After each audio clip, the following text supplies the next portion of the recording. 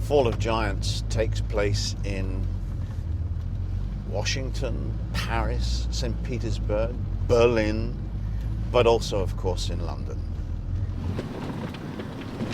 And this is London, and these are the streets, and these are the buildings where the great events of history take place, and the small events, the little domestic dramas of the lives of the people in the story.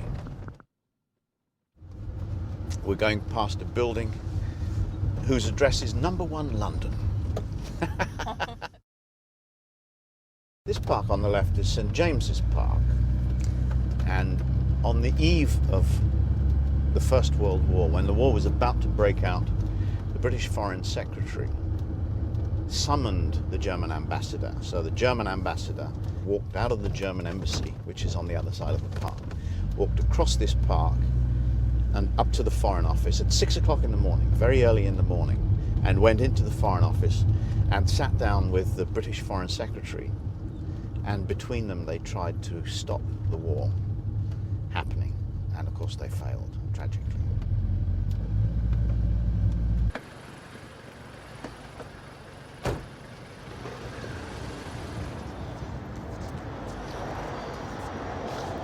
This is the Foreign Office.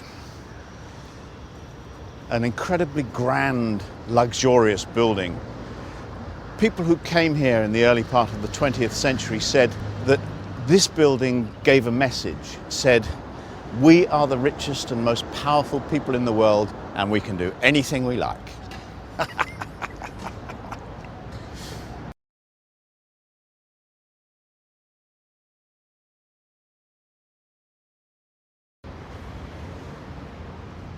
This is where great events take place. Royal events take place in this building.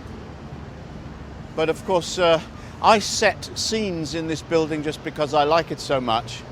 So this is where the intelligence guy from the German embassy meets his spy from the Russian embassy. It was an authorial whim. They had to meet somewhere. It's actually quite logical because there's always a crowd. So you can get lost in the crowd and nobody notices you. But it was also an excuse for me to describe buildings that I'm very fond of. Like this one.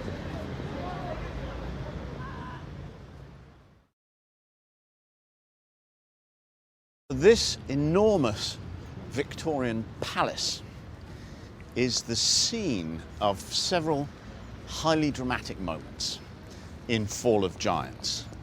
Of course, there's the moment when this country decides to go to war. A debate in the House of Commons with MPs cheering, people in the gallery. There's the struggle over votes for women, which took place to some extent in this building, and of course outside it, where women held demonstrations, suffragettes held demonstrations which often ended in violence. So this is where some of the great decisions are made, but the focus of the book, of course, is on the individual people who are affected by those decisions and how they're affected. And Ethel, who's one of our principal characters, is so angry and disappointed that she stands up and starts shouting out the names of the people from her town who died at the Battle of the Somme. And of course they say, shush, sit down, and she won't. She keeps on shouting out these names, and eventually the ushers come and drag her away, still shouting out the names of the boys who have died. The speech by Lloyd George is real, every word is real, but of course Ethel's demonstration is the author's invention.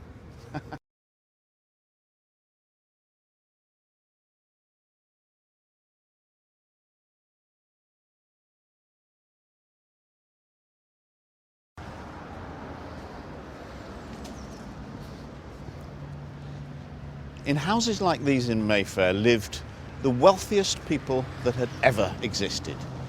But to be a woman in such a wealthy and privileged family was to be a prisoner.